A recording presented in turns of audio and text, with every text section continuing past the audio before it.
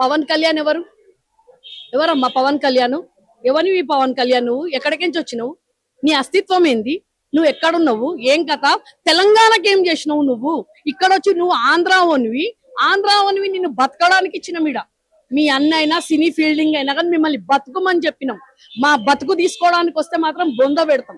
పవన్ కళ్యాణ్ గాని ఏ కళ్యాణ్ అన్నా గాని నీకు ఆంధ్రాలో పెద్దరికం ఇచ్చింది. 10 ఏళ్ళు నువ్వు ఆడ వంగి గులాంగిరి చేసినావు కాబట్టి ప్రజలకు నమ్మించి మోసం చేయకుండా అమరావతిని అభివృద్ధి చేసుకోండి. మీరు అమరావతిలో ఏం బీక్తా అన్నారో వాళ్ళకి అజ్జేయండి. వర్షాకాలం వస్తుంది, మునిగిపోతాయి అక్కడ. వర్షాకాలంలో ఆంధ్ర ప్రజలకు పని చేసుకోండి. ఇక్కడ తెలంగాణలో మేము పని చేసుకుంటాం. ఇక్కడ ఏం బీకడానికి వస్తారు మీరు? ఉన్నోళ్ళని మేము తన్ని మీ ఏవైతే ఆస్తులు ఉన్నాయి చూడు, మా బాపు కేసీఆర్ ఒక మర్యాదతోని మిమ్మల్ని బతుకుమని చెప్పిండు. కానీ మా బతుకు మీద వచ్చినవంటే బొంద పెడతాం. పవన్ కళ్యాణ్ అట్లా అంటారు ఎవడైనా గాని. ఆంధ్ర దొత్తులు ఈడికొచ్చి మా ఆంధ్ర ప్రజలకు మేము ఒకటే విజ్ఞప్తి, మీరేసి ఓటేసి గెలిపించుకొని కూటమి ప్రభుత్వం తెచ్చుకున్న తర్వాత తెలంగాణకు ఎందుకు ఒంగొంగి చూస్తున్నారు? ఈడ సంకనాకనానికి ఎందుకు వస్తున్నారు? ఆంధ్ర వల్ల అంటారు కదా చంద్రబాబు మన్మడు, చంద్రబాబు అంటారు కదా ఇంకోడు లోకేష్, ఆ పీకేష్ ఎవడెవడో ఉన్నాడు. వాళ్ళ పిల్లలందరూ ఇక్కడ ఎందుకు చదువుతారు? ఆంధ్రాలో స్కూళ్ళు లేవా? ఆంధ్ర పిల్లలు అంటే ఆంధ్రాలో పిల్లలు చదువుకునే వాళ్ళందరూ ఆంధ్ర వాడు వచ్చి మా దగ్గర చదవడం ఏందమ్మా? 12 ఏళ్ళు అయిపోయింది. సిగ్గుశరం లేదా మీకు? మీ ప్రాంతాన్ని మీ రాష్ట్రాన్ని అభివృద్ధి చేసుకోమని చెప్పిండ్రు. జగన్ చేతులకించి అధికారం తీసుకొని ఏదో పీకుతామని కూటమి పెట్టుకున్నారు. ఆ కూటమికి అక్కడ న్యాయం చేయండి. అక్కడ సెంట్రల్ నుంచి ఏమేమో తీసుకొని వస్తున్నారు. సెంట్రల్ నుంచి లక్షల కోట్ల ఫండ్ తెస్తున్నారు. ఏం బీక్తున్నారు? ఈడ మా తెలంగాణలో మా బాబు కేసీఆర్ లేరని పొట్టం చేతిలో అధికారం పెట్టినందుకు ఈ పొట్టోడు ఆంధ్రాలో తీసుకొని వస్తున్నాడు. ఈ పొట్టోని ఆంధ్రాలోనే బొంద పెడతాం. ఎందుకు పెడతారమ్మా మా దగ్గర? ఇక్కడ ఎందుకు పెడతారు? ఇక్కడ మా తెలంగాణ ఉద్యమకారులు అవి పెట్టండి. బాలసుబ్రహ్మణ్యం ఏమో అండ్ల పెట్టిర్రు. ఏమంటారు? రవీంద్ర భారతిలు. ఈ ఎన్టీ రామారావు ఒకప్పుడు ఉమ్మడి ఆంధ్రప్రదేశ్ లో ఉన్నప్పుడు తెలుగుదేశం పార్టీ పెట్టిండు. మేము గౌరవం ఇస్తాం. కానీ విగ్రహాలు పెట్టడానికి ఇయ్యం. ఇక్కడ ఈ పొట్టోడేమో హామీ ఇచ్చిండంట జూబ్లీ హిల్స్ ఎలక్షన్ వల్ల ఆవిష్కరణ అయినాయన్ని మా బాబు కేసీఆర్ వచ్చినాక ఆంధ్ర విగ్రహాలన్నీ తీసి మళ్ళా ఆంధ్రాకు పంపిస్తాము. వాళ్ళ సముద్రంలో వేసుకుంటారా? మళ్ళీ మీ విగ్రహాలు మీ ఇళ్లలో పెట్టుకుంటారా? మీరు పెట్టుకోండి. మా దగ్గర పక్కోని ఇంట్లో పెడదాం.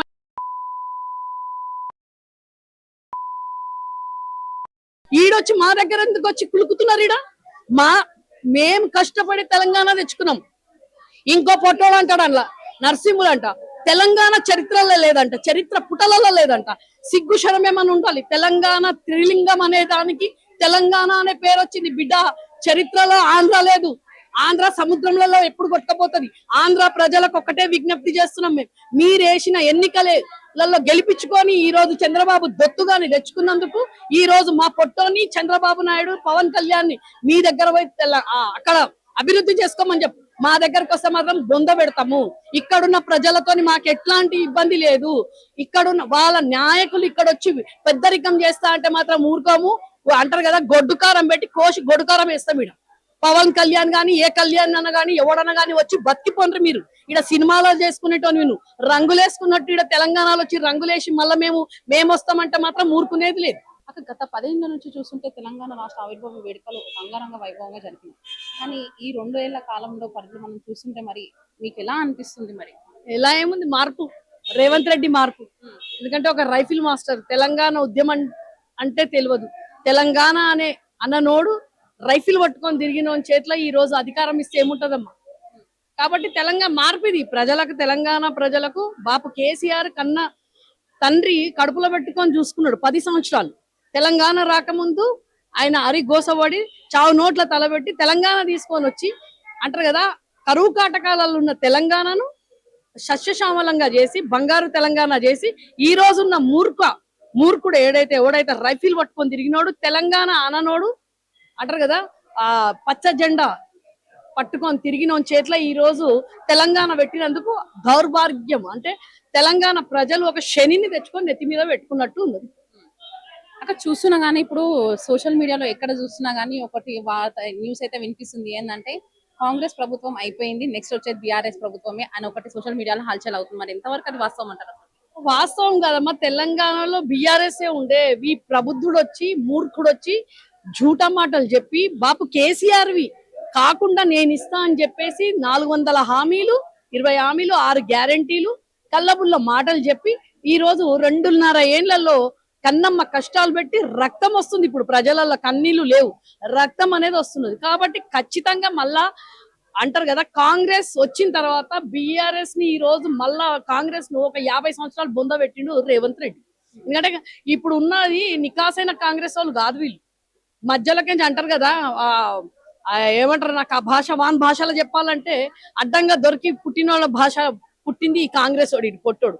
నికాసైన కాంగ్రెస్ వాళ్ళు కూడా లేరు. వాళ్ళు కూడా ఏమంటారు, మళ్ళా మేము కేసీఆర్ రావాలని చెప్తున్నారు. ఎందుకంటే ఇట్లాంటి పొట్టోని చేతిలో పెట్టే కన్నా కేసీఆర్ పాలనే బాగున్నదని కాంగ్రెస్ వాళ్ళే అంటున్నారు. జూన్ 2వ తారీఖు కొన్ని హామీలు అమలు చేస్తామని కూడా సీఎం రేవంత్ రెడ్డి గారు అన్నారు. మరి అవి ఈ రోజు హామీ అయ్యే అవకాశం ఉందంటారా? ఆ పొట్టోనికి సిగ్గు శరమే మనం ఉంటే మంచిగా ఉంటది.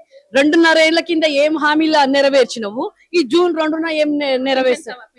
ఏమి ఇస్తాడు? ఏమి లేవు, అంతా గుండు సున్నా. అన్ని కల్లెబుల్లి మాటలు, అన్ని జూటా మాటలు.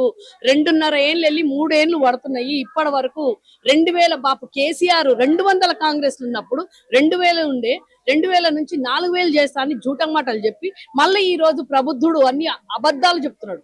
ఈ డబల్ బెడ్రూమ్ అని చెప్పేసి అంటున్నాడు. ఆ డబల్ బెడ్రూమ్ కూడా వాడు ముగ్గు వేసి ఏడ కట్టింది తెలియదు.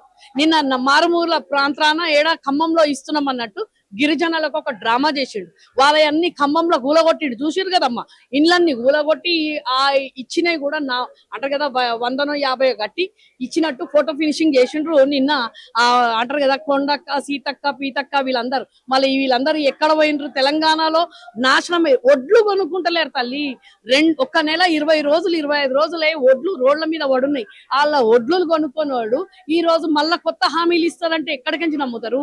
ఎవరు నమ్ముతారు? అన్ని జూటా మాటలు. తెలంగాణలకు ఒక శనియమ్మ వాడు, ఒక దరిద్రుడు ఈ రోజు మళ్ళా కొత్త వాళ్ళు పుట్టుకొని వస్తారు. ఈ పొట్టోడు ఉన్నందుకు ఈ రోజు తెలంగాణ అనే అన్ననోళ్ళు మళ్ళా ఆంధ్ర అంటారు కదా, ఆంధ్ర సావాసం చేస్తున్నాడు పొట్టోని చేతిలో పెట్టినందుకు. కాబట్టి ఈ రోజు 4 కోట్ల ప్రజలకు ఒక్కటే చెప్పేది, మళ్ళా జై తెలంగాణ అనాలి.